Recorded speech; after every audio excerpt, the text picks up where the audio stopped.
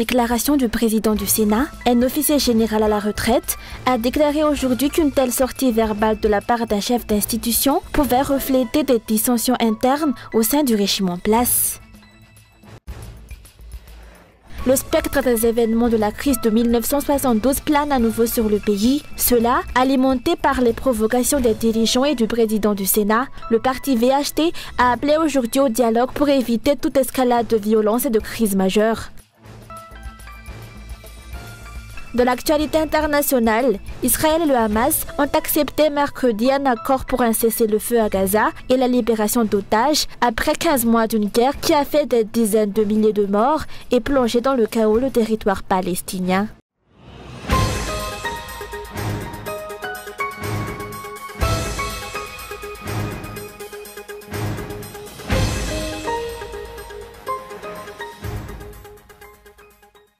L'armée occupe le devant de la scène ces derniers jours, depuis la déclaration du président du Sénat, selon laquelle le peuple ne peut pas vaincre les forces de l'ordre. Le colonel Charles Anjanaswavn a réagi hier à cette déclaration.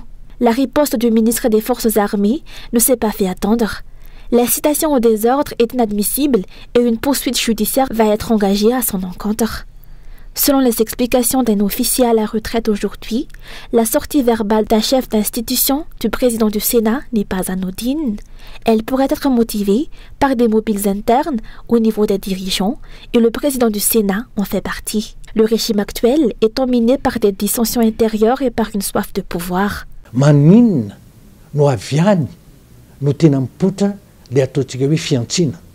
Pourquoi ce que nous pouvons qualifier de provocation et notamment envers le peuple provient de là? Pourquoi donc? Il y a des raisons. Chacun a sa dignité et ses façons de penser. Souvenez-vous que plus l'être humain a de l'argent, plus il veut en avoir. C'est la même chose. Plus l'être humain a du pouvoir et des honneurs, plus il en exige. C'est une normalité dans la vie de l'homme. On n'invente rien. C'est pourquoi il faut réfléchir, analyser avant de prendre une décision.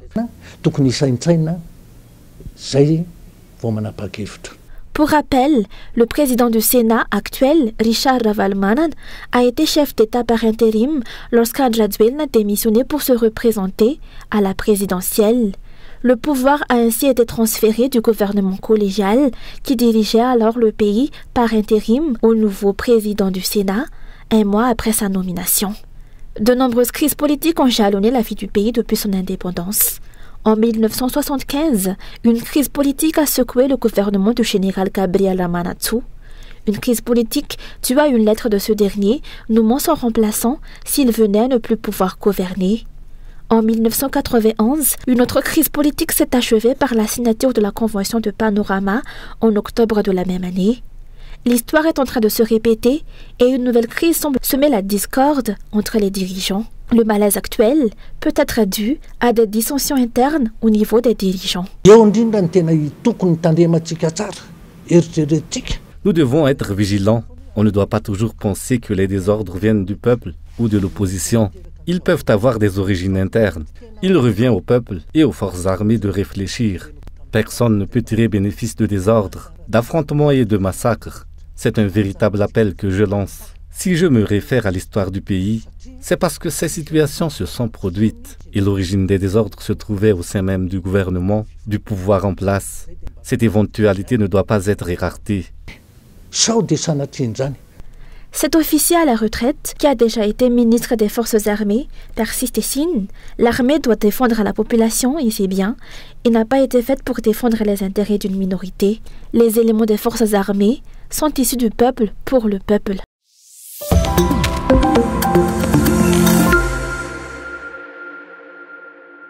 Un retour aux événements de la crise de 1972 semble de plus en plus imminent face aux provocations répétées des dirigeants et du président du Sénat. Le pays est plongé dans une profonde instabilité et le risque d'une explosion sociale et politique ne cesse de croître, alimenté par ces discours provocateurs. Malgré une situation critique, les dirigeants persistent dans leur position, bien qu'il soit évident qu'ils peinent à résoudre les problèmes du pays et à le gouverner, a affirmé le parti VHT. Évitons une explosion sociale, politique ou militaire. Restons pacifiques. Nous lançons un appel aux dirigeants. Ces manifestations sont déjà arrivées 2 fois, et il est de notre responsabilité collective d'éviter une 3e fois. Cela peut être accompli par le dialogue. C'est pourquoi je le répète, Madagascar appartient à tous ses citoyens. Les dirigeants ne doivent pas se comporter comme les propriétaires du pays, car le pouvoir leur a seulement été prêté par le peuple. Et lorsque ces dirigeants ne parviennent plus à gouverner efficacement, le pouvoir doit revenir au peuple. La consultation populaire est essentielle. Certes, les dirigeants rechignent souvent à cette idée, car ils sont au pouvoir. Oui, vous êtes au pouvoir mais vous n'arrivez pas à résoudre les problèmes du pays. Vous n'arrivez pas à faire régner la paix. Un dialogue est indispensable. Par ailleurs, le parti VHT a condamné les propos provocateurs tenus par le président du Sénat à l'encontre de la population. En tant que figure politique, chef d'institution, il devrait faire preuve de plus de retenue et adopter un discours plus rassembleur. Quel genre de dirigeant gouverne Madagascar aujourd'hui? Certains affirment que le pays est dirigé par un étranger, tant les préoccupations des Malgaches semblent négligées. Madagascar appartient à ses citoyens, et un dirigeant qui se sent véritablement malgache ne devrait jamais tenir de tels propos. Si les forces de l'ordre sont aussi puissantes qu'on le prétend, pourquoi ne pas concentrer ses moyens sur l'éradication des Dahal et mettre fin au vol de zébus? Éliminer les Dahal, qu'ils soient dans les bureaux ou sur le terrain. Voilà où devraient se porter les efforts, au lieu de proférer des menaces envers les citoyens en affirmant qu'ils ne pourraient jamais vaincre les forces de l'ordre. De tels propos sont non seulement inacceptables mais aussi insultants envers un peuple qui a confié le pouvoir aux dirigeants. Ces paroles sous-estiment ceux qui forment la véritable base de la nation. Un chef d'institution ne devrait jamais se permettre de tenir de tels discours. C'est d'autant plus regrettable lorsqu'il s'agit d'un ancien officier de haut rang. Afin d'éviter une nouvelle crise similaire à celle de 1972, le parti VHT a appelé les dirigeants à faire preuve de bonne volonté et à engager un dialogue constructif avec tous les acteurs de la société civile et les représentants de la population.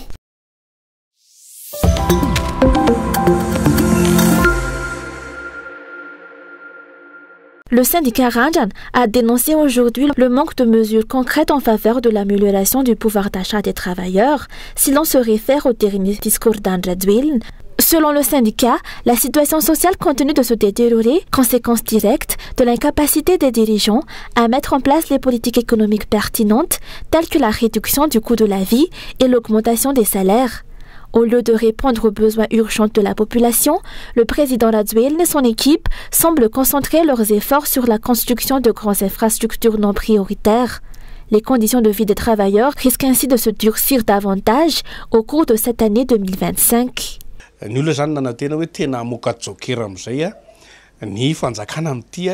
La population espérait que les dirigeants allaient enfin augmenter les salaires, d'autant plus qu'ils sont au pouvoir depuis 6 ans et avaient promis de placer le social au cœur de leurs priorités lors de ce second mandat. Malheureusement, cette promesse semble se résumer à des distributions ponctuelles d'argent, ciblant environ 830 000 personnes. Une telle initiative, bien que présentée comme une mesure sociale, contribue en réalité à affaiblir le secteur du travail. Alors que nous entamons la saison des pluies, la situation des travailleurs malgaches risque de se détériorer davantage.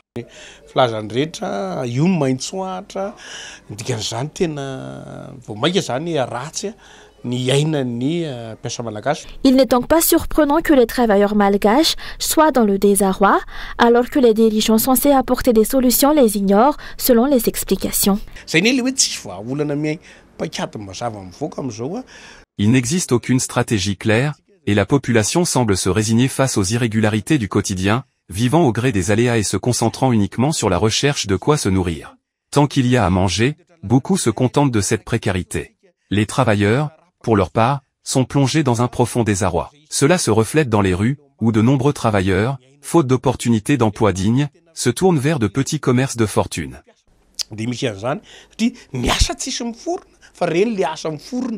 Cette saison des pluies s'annonce si difficile pour les travailleurs malgaches, d'autant plus que la hausse imminente des prix des carburants va entraîner une inflation généralisée.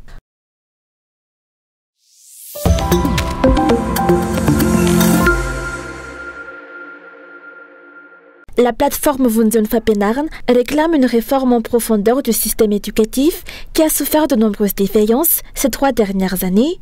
Pour cette plateforme, il est temps de mettre fin à la dégradation du système éducatif et de mettre en place un système de qualité pour les enfants malgaches.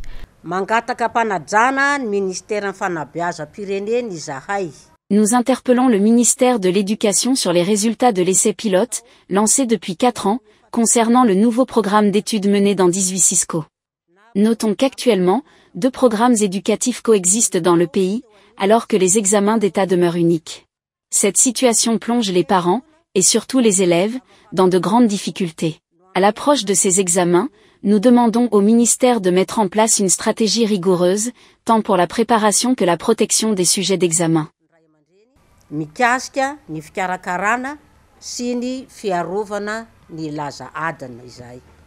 La plateforme a souligné que l'application de la loi LOSEM, ou loi d'orientation du système éducatif à Madagascar, ne fera qu'aggraver la crise de l'éducation dans le pays.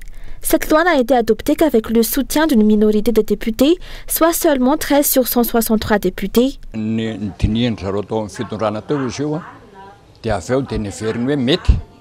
dirigeants ont proposé cette loi, estimant qu'elle était adéquate, et l'ont soumise à l'Assemblée nationale. Pourtant, seulement 13 députés ont voté en faveur de cette loi d'orientation du système éducatif malgache. Comment un gouvernement, manifestement éloigné des réalités de l'éducation et de la formation, peut-il prétendre élaborer une loi destinée à gérer ces domaines cruciaux dans le pays? Le LOSEM ne se limite pas à l'enseignement général, mais englobe également l'enseignement supérieur, l'enseignement technique, et la formation professionnelle. La précipitation et le manque de concertation qui ont entouré l'adoption de cette loi, nous suffit pour dire qu'elle n'est pas aux normes. La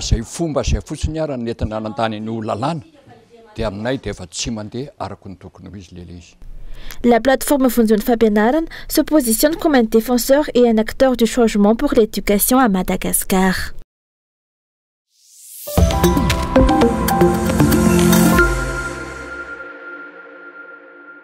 Pour des raisons diverses, la plupart des bacheliers de l'année 2024 n'ont toujours pas pu s'inscrire dans l'enseignement supérieur, comme l'ont révélé les observations faites lors de l'édition spéciale du Salon de l'étudiant, organisée ce mois de janvier. Ce que nous avons constaté lors de l'organisation de ce salon spécial, et ce n'est pas la première édition, c'est que de nombreux étudiants manquent l'inscription pour la rentrée de septembre. Plusieurs raisons expliquent cette situation. Tout d'abord, la publication tardive des résultats du baccalauréat, souvent en août, laisse très peu de temps aux nouveaux bacheliers pour préparer leur dossier d'inscription alors que la rentrée est en septembre. Ce délai serré entraîne de nombreux retards et empêche certains étudiants de finaliser leur inscription à temps. De plus, il arrive fréquemment que des étudiants ayant déjà entamé un parcours universitaire réalisent en cours de route que celui-ci ne correspond pas à leurs attentes ou à leurs aspirations. Ce salon leur offre alors l'opportunité de se réorienter, que ce soit en changeant de parcours ou d'établissement. En plus de ce retard, la plupart des bacheliers ont choisi de suivre des cours de langue ou d'informatique avant de poursuivre leurs études. D'autres, quant à eux, n'ont pas encore défini leur orientation universitaire. Nous avons obtenu notre baccalauréat en 2024, mais ce n'est que maintenant que nous cherchons où poursuivre nos études.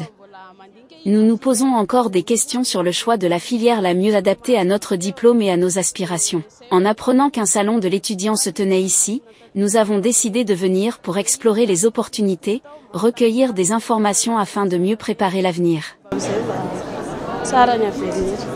Afin d'aider les bacheliers de 2024 à éviter une année blanche, une édition spéciale rentrée décalée ou rentrée deuxième vague du Salon de l'étudiant s'est tenue aujourd'hui à Tannagen et se poursuivra jusqu'à demain.